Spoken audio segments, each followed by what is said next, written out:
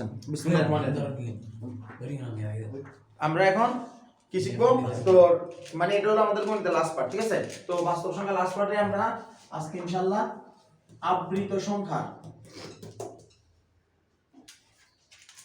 সংখ্যা যোগ বিয়োগ গুণ ভাগ এই ব্যাপারগুলো শিখবো, ঠিক আছে? তো এগুলোকে আমরা বেসিক্যালি কয়েকভাবে করতে পারি, কয়েকভাবে না, সাধারণত আমরা দুইভাবে করতে পারি, আর এই একটা পার্টকে শুধুমাত্র একভাবে করতে পারি। সেটা কি এরকম ঠিক আছে?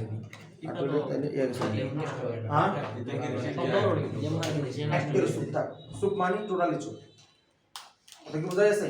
যেহেতু সিরিজ লাইলে সুতরাং নিলে তারপর বাইরে দেবে আবৃত সংখ্যা, কারণ ইয়েতে সিরিজ লাইলে মানে কি আছে? সেকন্ড শব্দ সিরিজ লক করে দাও, তুই কথা বুঝছস?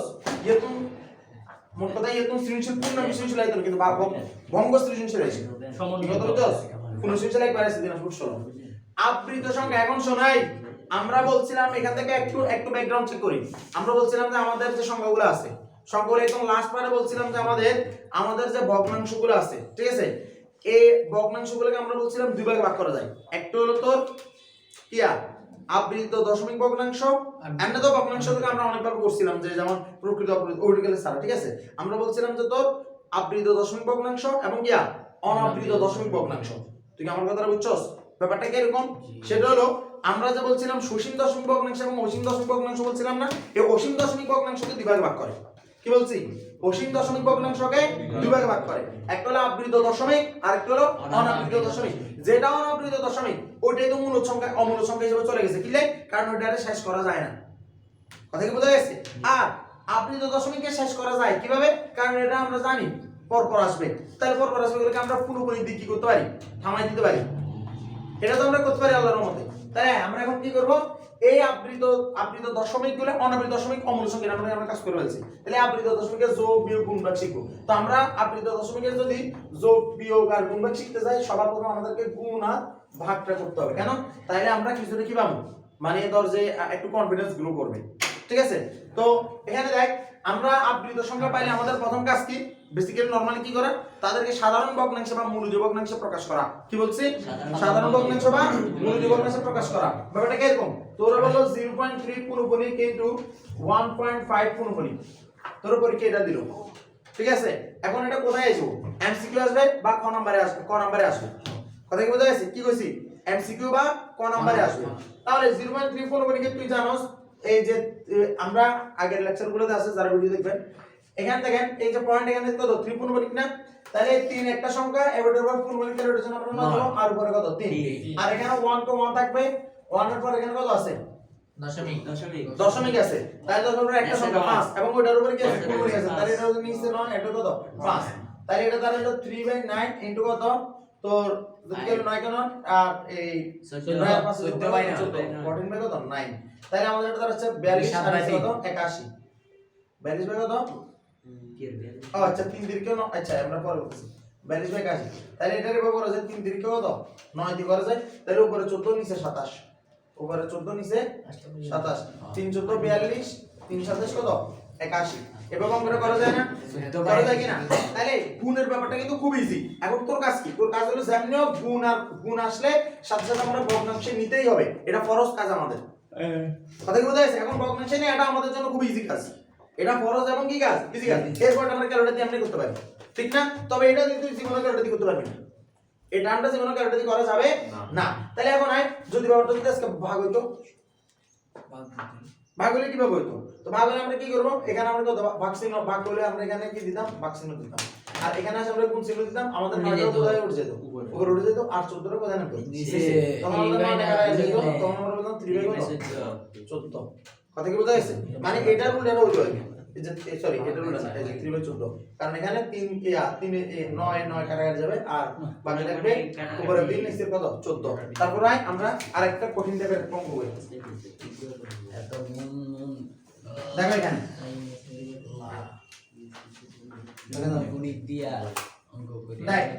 দেখা যাবে, দেখিস তো আসিফ, আমাদেরকে বললো ধর 1.3207 এটা দিল, ঠিক আছে?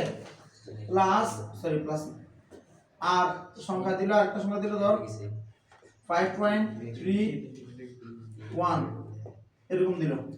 কথা বোঝা যাচ্ছে? এই দুইটা সংখ্যা আমাদেরকে বললো যে গুণ এবং কি করো, ভাগ করো। তাহলে আমাদের প্রথম কাজ হলো এটা কি করা, 1.3207 এটা যদি আমরা ভগ্নাংশ নিয়ে যাই তাহলে আমরা কেমনে নেব, উপরে এখানে পাশে দিয়ে 1 দিব, তারপর এখানে একটা ভগ্নাংশের দাগ টানবো 3207। এই যেখানে তিনটার উপর পূর্ণবর্তী কিন্তু সংখ্যা চারটা, পূর্ণবর্তী কয়টার উপর, তিনটার উপর, আর সংখ্যা কয়টা, চারটা। তাহলে তিনটার উপর পূর্ণবর্তী মানে তিনটা নয়, আর যেটার উপর পূর্ণবর্তী মানে সেটার জন্য কি শূন্য, আর উপরে লিখবো 3207, যেটার উপর পূর্ণবর্তী নাই ওটাকে কি করব, বিয়োগ করব। আর এই জায়গাতে কি হবে 5 পয়েন্ট কত, তাহলে এখানে আমরা 5 দিব, আর 31 মানে কত, দুইটা সংখ্যা, তার মানে দুইটা কি দিব, নিচে 9 দিব, আর উপরে লিখবো কত 31। তুই বাইরে যাবি, এরপর আসো। এখন দেখো এখান থেকে আমরা 9990 আর এখানে কত 3207 থেকে 3 গেলে কত 3200 কত 3204, আর এখান থেকে কত 5 এর সাথে নিয়ে গুণ করলে কত হবে 100 হলে 500 হতো, তাহলে 5 কম তাহলে 495, 495 হলে 31 করলে কত হবে 526, ঠিক আছে 526 300 কত 99। এখান থেকে কত হবে 1 এর সাথে 9990 গুণ করে 3204 এর সাথে যোগ, তাহলে কত আসবে 10000। কারণ হিসাব করলে 3000 হলে কত হতো, 13100 হ্যাঁ উপরে 13100 13194 ডিভাইডেড বাই এটা। এখন যদি আমাদের যদি গুণ আসে তাহলে আমরা এটা দেব 526 ডিভাইডেড বাই কত 99। এখান থেকে এবার ইজিলি বের করা যাবে ইনশাআল্লাহ, ক্যালকুলেটর দিয়ে দেখলে পারবো।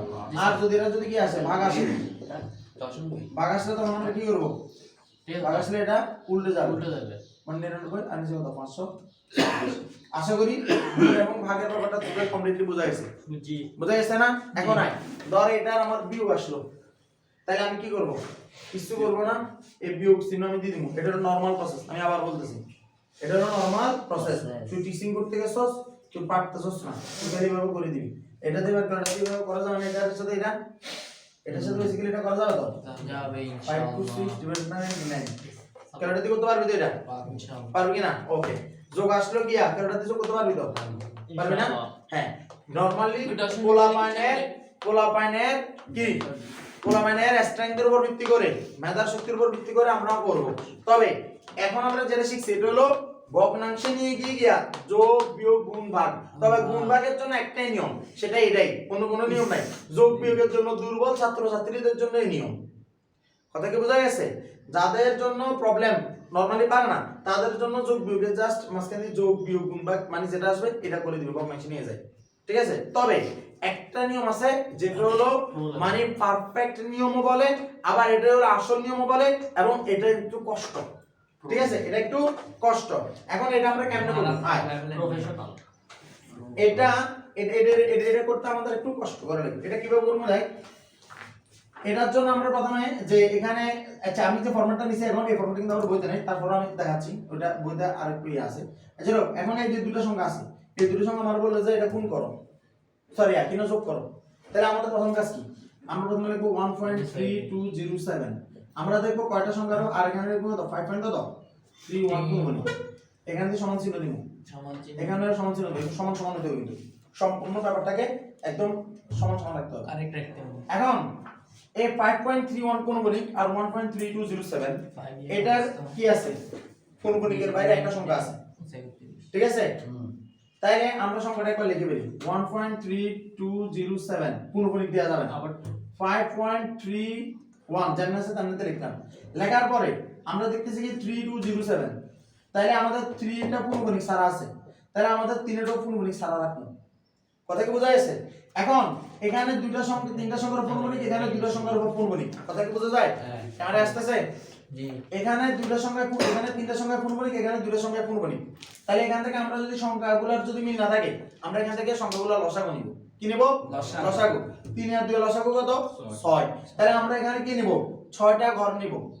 কোথা থেকে 6টা ঘর নিব? যেখান থেকে পূর্ণবর্তী শুরু হইছে ওখান থেকে 6টা ঘর নিব। কথা কি বোঝা গেছে? তাহলে আসো আমরা 6টা ঘর নিই। তাহলে আমাদের পূর্ণবর্তী শুরু হচ্ছে এখান থেকে 207 থেকে, তাহলে আমরা এখানে 2 দিব। 2 এর উপর পূর্ণমণি দিব দি 207 আবার লিখবো 20 কত 7 ছয়টা হইছে কিনা এবার এটার পূর্ণমণি শুরু হবে এখান থেকে এটা তো 1 দিছি না আমরা 31 31 31 পাবাই তো তাহলে 31 আবার কত হবে 31 আবার কত হবে 31 আবার কত হবে 3 তাহলে এটা 1 এর উপর পূর্ণমণি আর কি 3 এর উপর পূর্ণমণি এটা হলো 07 এর উপর পূর্ণমণি কথা কি বোঝা যাচ্ছে হ্যাঁ না এটার উপর পূর্ণমণি দেওয়া যাবে না বলছি না ওই এটাতে একটা পূর্ণমণিক সারা সংখ্যা আছে তাহলে এখানে যতটা পূর্ণমণিক সারা সংখ্যা থাকবে এখানেও ঠিক ততগুলো পূর্ণমণিক সারা রাখতে হবে কথা কি বোঝা যাচ্ছে এখন কেন 5.31 মানে কি 5.3131 এটা চলতে থাকবে না কিন্তু এটাকে সম্মান দেখাই যে আমি এটার উপর পূর্ণমণিক দিব না কিন্তু এর পরেরটাও তো আবার ঘুরবে সেম কথা আচ্ছা বুঝছি কথা কি বোঝা যাচ্ছে তবে অঙ্কটা এখানেই শেষ নয় আমার আবার কি করতে হবে এরপর আমাকে আবার দুইটা সংখ্যা নিতে হবে ঠিক আছে কেন নিতে হবে সেটা পরে বলতেছি তাই এখানে কত 7 আসছে না তারপর 7 এর পর কত আসবে 20 না আসবে আবার কত আসবে 20 আর এখানে আবার কত আসবে 3 আসছে না তাহলে 13 নিলাম কি না এবার এটা নেয়ার রিজনটা কি রিজনটা হলো যে এই যে পুনঃপুনিক বা আবৃত দশমিক সংখ্যাগুলোর যোগ বিয়োগ করলেও যে সংখ্যাটা আসবে ওইটা আবার একটা আবৃত সংখ্যা আসবে জি ওটা একটা কি আসবে আবৃত সংখ্যা আসবে তো আবৃত সংখ্যা যদি আরো একটা আসে আবৃত সংখ্যা যদি আরো একটা আসে এখন আমি যদি এই দুইটা যদি না নিই কোনোদিন এখান থেকে আবৃত সংখ্যা দেখা মিলে না কথা কি বোঝা গেছে এটা একটা মুখস্থ একটা পদ্ধতি যেখানে আমাকে এই দুটো সংখ্যা নিতে হবে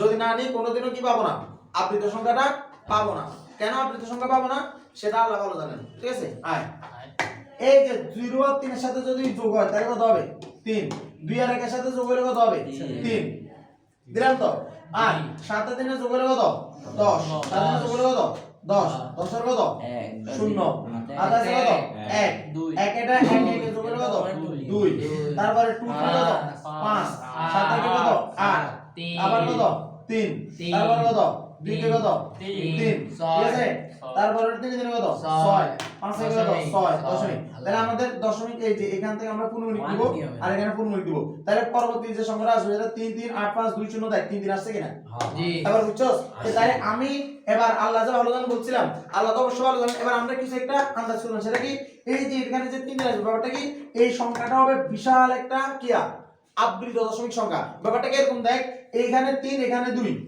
তার মানে এখান থেকে যে প্রোডাক্টটা আমরা পাবো এটাতে 6 সংখ্যার আবৃত আসবে যেটা সংখ্যাটা শুরু হইছে এখানে এই যে এই 3 থেকে শুরু হইছে এই এটা 6 তো এটা এই যে 3 এটা থেকে শুরু হইছে 2 থেকে 3 আর এখানে যে শেষ হইছে কিন্তু আমার প্রমাণ কি এটা দেখলে তো আমি বুঝবো না এটা যে আমার আবৃত দশমিক তুই নিজে দেখ তুই নিজেও পড়াশোনা করলে ভাই কেন দশমিক করবে কি তো বারবার আইয়ে দেখা যান না ঠিক না কিন্তু ওই দেখবি কোথা থেকে এই যে দেখ 3 3 আছে আমার তার মানে এই পরটা এইভাবে যাবে তাহলে এই দুইটা সংখ্যা আমাকে প্রমাণ দেয় যে আমরা যে কাজটা করতেছি আমাদের যে বিশাল যে একটা সংখ্যা আসতেছে এই সংখ্যাটা আবৃত দশমিক কিন্তু আমি যদি এই কাজটা না করি তাহলে আমার মাথায় জীবনে এই জিনিসটা বাড়ি খাবে না এখন তো আমার অঙ্কটা ইজি ছিল এই কারণে ইজি ছিল বলতে এই পিছনের সংখ্যাটা ইজি ছিল এই কারণে দেখা যাচ্ছে যে এখানে অ্যাড হচ্ছে কিন্তু এখানে সাধারণত অনেক সময় কি হয় যেমন তো 3 হয় ধর এখানে ধর রইলো কত নিয়ম ধর সাইড হলো এখানে 8 রইলো তাহলে 8 সাইড কত 12 না 12 2 ওই একইটা আবার এখানে উপরে উঠে যাবে সাথে কাট হয়ে যাবে ঠিক আছে এখন এটার আমরা কি করছি যোগ করছি এটা কি করছি যোগ করছি না তাহলে এখন যদি বিয়োগ হইতো তাহলে আমরা কি করতাম এই আমরা এটার মনে ভাবতাম এটা হলো 10 এটা কত 10 তাহলে আয় আমরা বিয়োগ করে নিই এখন আমাদের এটা হলো 10 10 এর থেকে 3 গেলে কত 7 আর এখানে যে আমি যে এই যে 7 নিলাম 10 নিলাম একের আবার ফেরত দিতে হবে না 2 থেকে 2 গেলে কত 0 এটা কত 0 তাহলে আমাদের অঙ্কটাতে দেখতে হলো যে সামনে আবার 0 আসতেছে কিনা বা এটুকু আচ্ছা দেখ 7 এর থেকে দেখ 7 এর থেকে 3 গেলে কত 4 তারপরে এখানে 0 থেকে 1 গেলে কত 9 0 থেকে 1 গেলে তো 0 নিয়ে যাবে না তাহলে এখানে 10 দিতে হবে 10 থেকে 1 গেলে কত 9 আর এখানে দিতে হবে কত 1 তাহলে 4 আবার এখান থেকে কত 1 দিতে হবে তাহলে কত 12 12 থেকে 4 গেলে কত 8 তারপরে আবার এই এখানের ভিতরে দেব তাহলে 7 থেকে 2 গেলে কত 5 আবার 3 থেকে যদি 0 যায় তাহলে আমাদের এখানে কত 10 থেকে 2 3 যায় তাহলে কত 7 তাহলে এখান থেকে আবার কি এখানে তাহলে 2 2 দিয়ে কত 0 আর এখান থেকে 3 থেকে 3 গেলে কত 0 না ঠিক আছে আর এখানে কত 5 থেকে 1 গেলে কত 4 11 তো ফার্স্ট গেলে না একদম কইছে 5 আর এত বলো দে না ঠিক তো আছে আমাদের এই যে 5 পয়েন্ট এটা বড় না তাহলে -4 এটা কত হবে -4 পয়েন্ট, তাহলে আমাদের এটা থেকে ফুলমণি শুরু, তাহলে দেখ 0 7 মিল আছে না? আচ্ছা আচ্ছা কথা কি বোঝা গেছে? বোঝা গেছে কি না আল্লাহর রহমতে? তাহলে আবৃতর যোগ বিয়োগ এটা হলো কি এটা হলো পারফেক্ট বা এটা হলো মূলত মানে এটাকেই তোর আসলটা ধরা হয়, আর বাকি আমরা যেগুলো করি ওগুলা না। কিন্তু তোর কোন স্টুডেন্ট বা তুই নিজ ক্ষেত্রেও যদি মনে হলে যে পরীক্ষা চলে আসে কিন্তু তুই নিউ পারতেছস না, তাহলে কি করব? প্রথমে আমরা ওই ভগ্নাংশে চলে যাবো। তাহলে 1.3207 কে যদি আমি ভগ্নাংশে নিয়ে যাই তাহলে এটা কি রকম হবে? 1 ফাইন নো প্রথমে 1 এই যে আমার এখানে চারটা সংখ্যা 207, তাহলে 9900 তাহলে তিনটা সংখ্যার জন্য 999 আর একটা সংখ্যার জন্য কি 0 207 -3 বিয়োগ 3। তাহলে আমরা এটা করছি না অলরেডি? করছি এটা করছি না অলরেডি? ওই পদ্ধতিটা আমি নিয়ে যাব। 277 নতুন বিয়োগ যাবো 277 বিয়োগ যাব। হ্যাঁ না 277 না, 3277 বিয়োগ যাব, যেটা আমরা অলরেডি আগে করছি। কথা কি বোঝা যাচ্ছে? আমরা আগে যখন করছি এটা আমি কেন দিলাম, যে অনেকে আবার মাথায় আসতে পারে যে কি রে এটা তো আমরা করে দেখি নাই, কিন্তু আমরা যদি এই প্রশ্নটাই করছি, ঠিক আছে? তাহলে শুরুতে প্রশ্নটা ওই যে গুণ ভাগের সাথে যোগ বিয়োগ করা আছে, তাহলে কি সেম হবে ইনশাআল্লাহ। ভাই তোরা কি বুঝছো আল্লাহর রহমতে? অঙ্ক বুঝছো আল্লাহর রহমতে?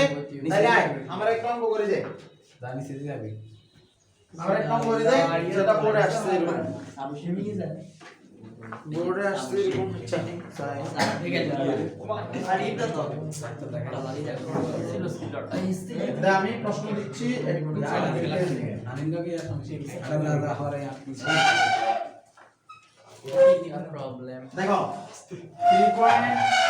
3.89 গুণিক, আবার আইও 3.89 গুণিক, তারপর হচ্ছে 2.178 গুণিক, তারপর হলো 5.897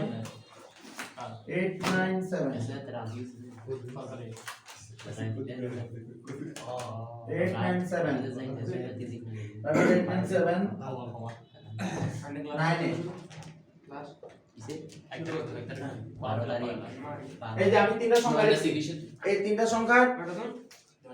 সংখ্যা আমরা এখন কি করব? গুণ ভাগের যোগ বিয়োগ এগুলো আমরা করব ইনশাআল্লাহ।